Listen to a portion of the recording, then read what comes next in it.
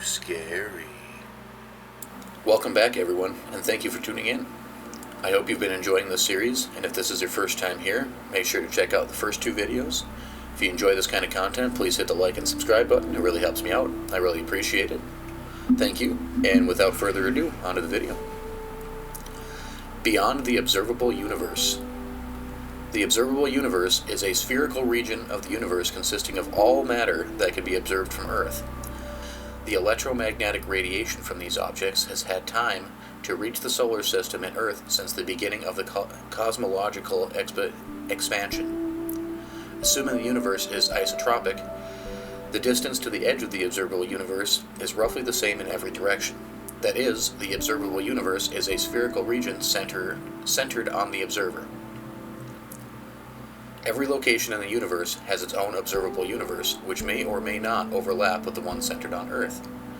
The word observable, in this sense, does not refer to the capability of modern technology to detect light or other information from an object, or whether there is anything to be detected.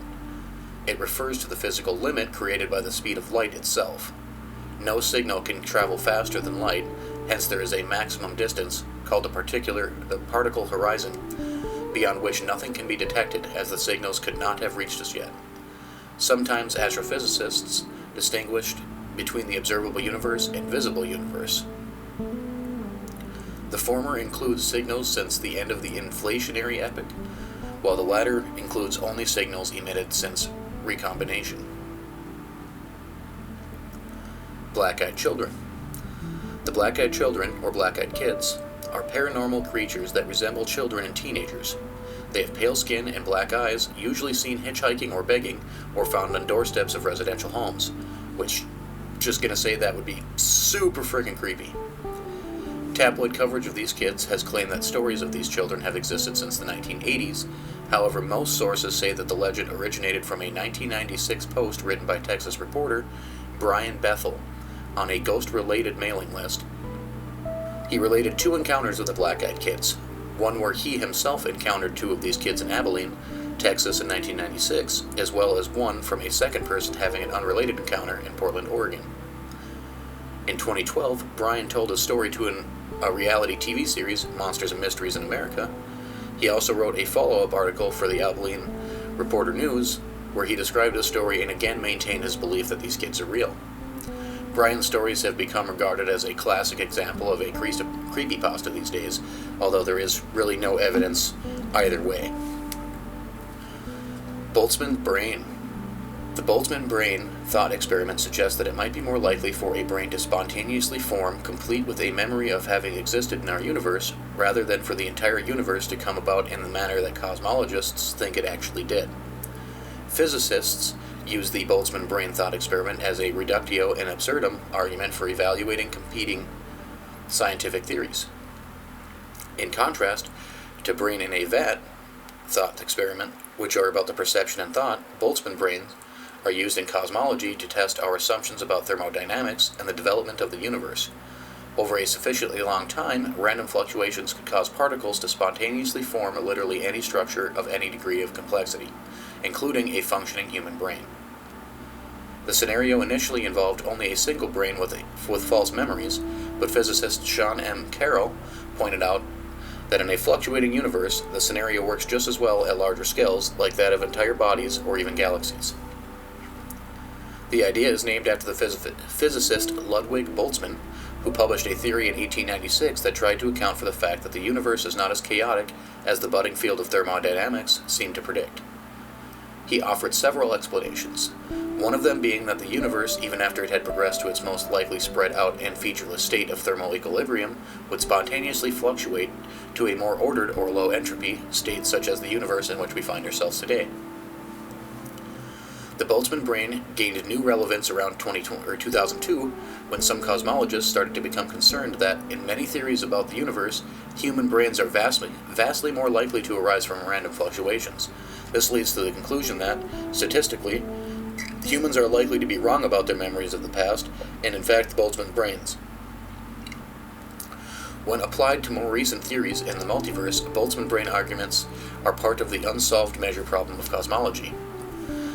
The The major problem in cosmology concerns how to compute the ratios of universes of different types within a multiverse. It typically arises in the context of eternal inflation. The problem arises because different approaches to calculating these ratios yield different results, and it is not clear which approach, if any, is correct. The Boy in the Box. On February 25th of 1957, a boy's body was discovered wrapped in a plaid blanket inside of an old bassinet box. The box was discovered in the woods off Susquehanna Road in the Fox Chase neighborhood of Philadelphia by a young man who was checking his rabbit tracks. Concerned the police would confiscate his traps, he did not report the body, which, wow, more concerned about your traps than this dead person that you just stumbled over. A few days later, a college student spotted a rabbit running into the underbrush. Knowing that there were often animal traps in the area, he stopped his car to investigate and discover the body as well. He also did not report the body immediately, but waited until the following day. He had heard about the disappearance of a Mary Jane Barker, which turned out to be an unrelated missing person. The body had signs of severe malnourishment, surgical scars on the ankle and groin, and an L-shaped scar under its chin, and it looked to have been given a haircut. There was hair found stuck to the body inside of the box. Despite the publicity and sporadic interest in the case throughout the years, the boy's identity remained unknown for over half a century. On November 30th of 2022, the Philadelphia Police Department announced that detectives had determined the boy's identity using advances in DNA in a genealogical database. On December 8th of 2022, more than 65 years after his body was found, he was publicly identified. Joseph Augustus Zarelli, who was previously known as the Boy in the Box, was a 4-year-old boy. He appeared to have been cleaned and freshly groomed, with a recent haircut and trimmed fingernails. He had suffered extensive physical attacks prior to his death, with multiple bruises on his body, as well as being severely malnourished. His body was covered with scars, some of which were surgical. Authorities believe that the cause of death was a homicide by blunt force trauma, and despite having found the body, the circumstances surrounding his death are still under investigation. Bradford Bishop. William Bradford Bishop, born August 1st of 1936, is a former United States Foreign Service officer who has been a fugitive from justice since killing his wife, mother, and 3 sons in 1976. On April 10, 2014, the Federal Bureau of Investigations placed him on the list of the 10 most wanted fugitives. On June 27, 2018, Bishop, who at the time would have been 81 years old, was finally removed from the list, making room, as the FBI said, for another dangerous fugitive. However, he is still being actively pursued by the FBI, and an Interpol's red notice is still in effect. On March 1, 1976, after learning he would not receive the promotion he had sought, Bishop told his secretary that he was feeling unwell and left his office in Foggy Bottom. Foggy Bottom, what a name. His last confirmed sighting was outside the State Department by colleague Roy A. Harrell Jr., who noted that Bishop was agitated. Police believed he drove to the bank, where he withdrew several $100s, then to Montgomery Mall, where he bought a ball-peen hammer and a gas can. He filled the gas can in the tank of his 1974 Chevrolet station wagon at an adjacent gas station. From there, he drove to a hardware store, where he purchased a shovel and a pitchfork. Bishop returned to his home in Bethesda between 7:30 and 8 p.m. Police believed his wife was likely killed first, then his mother as she returned from walking the family dog. Finally, his 3 sons, aged 5, 10, and 14, they were all killed while sleeping in an upstairs bedroom. Bishop allegedly drove the bodies 275 miles in the station wagon to a densely wooded swamp about 5 miles south of Columbia, North Carolina. On March 2nd, he dug a shallow hole where he piled the bodies and set them ablaze with gasoline. Forest rangers, attracted by smoke, found the bodies along with the gas, a pitchfork, and a shovel with a partially legible label bearing the letters OCH HDW, which later was determined to refer to Pox Hardware. Bishop is known to have purchased tennis shoes at a sporting goods store in Jacksonville, North Carolina, later that same day. According to witnesses, he had the family dog with him and was possibly accompanied by a woman described as dark-skinned.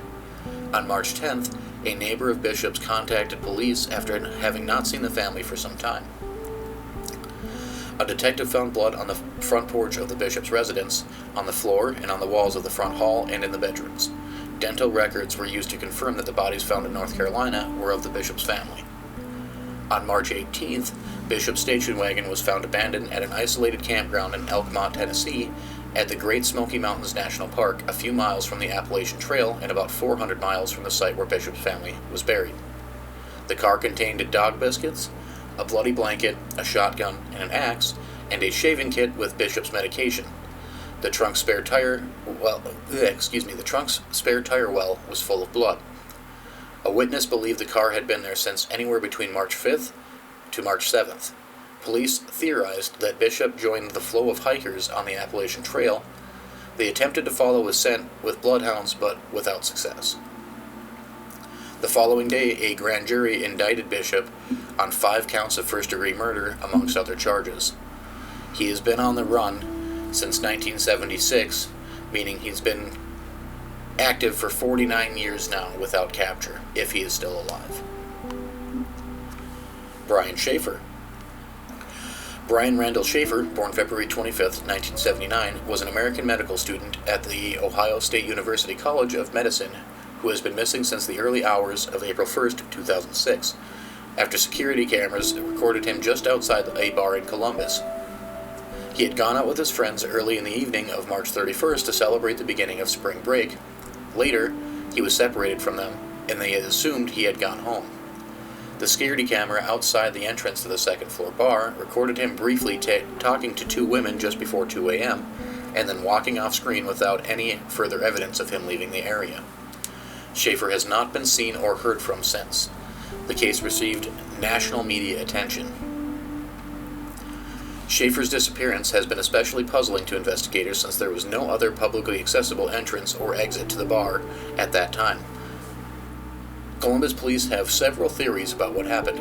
Some interest and suspicion have been directed at a friend of Schaefer's who accompanied him that night, but he has refused to take polygraph tests regarding the incident. While foul play has been suspected, including the possible involvement of the purported smiley-face serial killer, it has also been speculated that he might be alive and living somewhere else under a new identity. On March 31st, a Friday, classes at OSU ended for spring break the following week. Schaefer and his father, Randy, celebrated the occasion by having a steak dinner earlier that evening. Schaefer's father noted that he seemed exhausted from having studied through the night earlier in the week, cramming for some critical upcoming exams.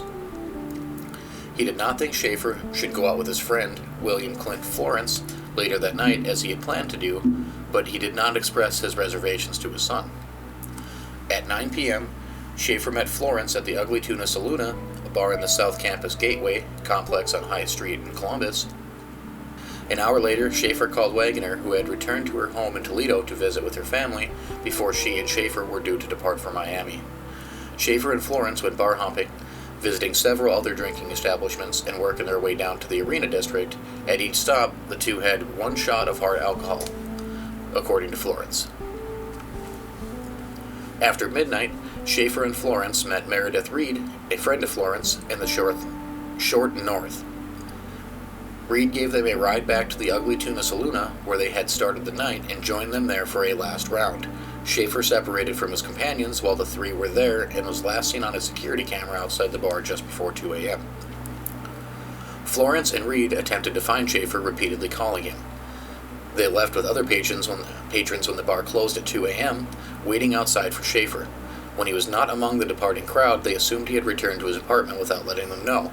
Wagoner and Schaefer's father tried calling him later that weekend, but he did not answer. On Monday morning, he missed the flight to Miami he and Wagoner had scheduled long before. He was then reported missing to the Columbus police. Police began their search for Schaefer at the Ugly Tuna Saloona, the bar where he had been last seen. Since the area around South Campus Gateway was somewhat blighted with a high crime rate, the Gateway building, which housed the bar and other businesses, had installed security cameras. They reviewed the footage, which showed Schaefer, Florence, and Reed going up an escalator to the bar's main entrance at 1:15 a.m. Schaefer was seen outside the bar at around 1:55, talking briefly with 2 young women and saying goodbye, and then moving off camera. The camera did not record him leaving shortly afterward, when the Ugly Tuna Saloona had closed. This was the last known time Schaefer had been seen. It was possible, investigators realized, that Schaefer could have changed his clothes in the bar or put on a hat and kept his head down, hiding his face from the camera. He might have also left the building by another route. A service door, not generally used by the public, was a short distance from where Brian was last seen. This exit led to a first-floor hallway, which featured access at the time to a construction area with its own exterior exit. Some officers believe this would have been difficult to walk through while sober, much less intoxicated, as Schaefer likely was at the time. However, the cameras in that area might also have missed Schaefer. One panned across the area constantly, and the other was operated manually. Officers next looked at the footage from other bars to see if cameras there could explain how Schaefer had left the Ugly Tuna Saloon. However, footage from cameras at 3 other nearby bars showed no trace of him. The search began to fan out from the Ugly Tuna Saloon, with officers, sometimes accompanied by police dogs, looking closely in the street, inspecting dumpsters and other waste containers, and asking residents if they had seen him. Flyers bearing his picture, showing a tattoo on his right upper arm of a stick figure logo from the cover artwork of the single of Alive by Pearl Jam, as that was one of his favorite bands, and noting a distinctive fleck on one of his irises, were posted widely. Police even persuaded the city of Columbus to let them into the sewer system and search there. No useful information was uncovered. At Schaefer's apartment on King Avenue, 6 blocks from the bar, his car was still parked outside. Inside, nothing appeared to be amiss. After searching miles away from the Ugly Tuna Saloon in every direction, police began considering other possibilities besides an accident or foul play. Since Schaefer's mother had recently died, it was speculated he had gone away temporarily to grieve in solitude, yet his disappearance proved permanent. No evident reasons appeared for him voluntarily disappearing. Those who had seen Schaefer that evening, including his father, were asked to take lie detector tests. He and Reed passed their test, as did all the others, while Florence refused. The 2 women Brian had been seen last talking to that night were later identified. They said in 2009 that they had never been asked to take one themselves. Wagoner called Schaefer's phone every evening before going to bed for a long time after the disappearance. Usually it went straight to voicemail, but one night in September it rang 3 times. I kept calling it to hear it purely because it was one of the best sounds I have ever heard, even if no one picked up, she wrote on her MySpace account. Singular, which was Schaefer's wireless provider, said that what Wagoner had heard may have been due to a computer glitch. However, a ping from the phone was detected at a cell tower in Hilliard, 14 miles northwest of Columbus. The police received many tips, none of which resulted in any breakthroughs in the case. At a Pearl Jam concert later that year in Cincinnati, lead singer Eddie Vedder took time between songs to ask for tips on Schaefer's disappearance, but none were useful. Possible sightings in Michigan, Texas, and even Sweden were investigated. Randy Schaefer, who had recently suffered the death of his wife, continued the search for his son on his own. A psychic he consulted told him Schaefer's body was in the water near a bridge pier.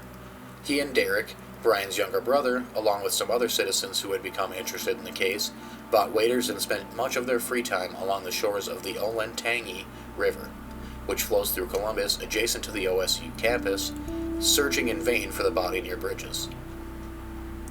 This possibility also led police to briefly consider the heavily disputed smiley face murder theory.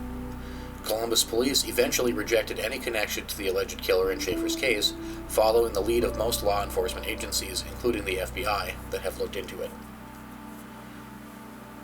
In September of 2008, during a heavy windstorm, Randy Schaefer was clearing debris in the yard of his Baltimore, Ohio home. A branch blew off from a nearby tree and fatally struck him. Neighbors found his body the following day and called the police. After his obituary ran online, a condolence book was posted. One of the signatures in it said, "To Dad, love Brian, U.S. Virgin Islands." This suggested Brian might have left Columbus for a new life elsewhere. However, upon further investigation, the note was found to have been posted from a computer accessible to the public in Franklin County, and it was determined to be a hoax. Ooh, scary.